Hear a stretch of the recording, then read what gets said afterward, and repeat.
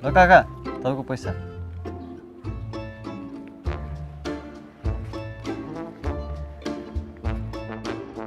बाँकी पैसा खोइ?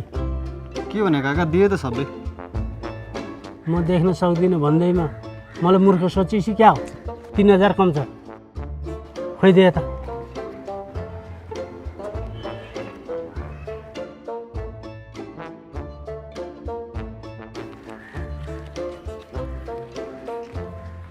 अनि अघिल्लो महिना पनि 2000 कम थियो, दिन्छस् होला नि? दिइहालेँ काका।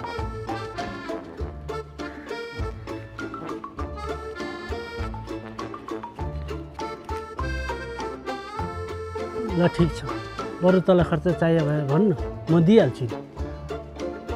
ल भयो, हिँड घर जाऊँ, तेरो काकीले खाना खान पर्खिरहेछ होला।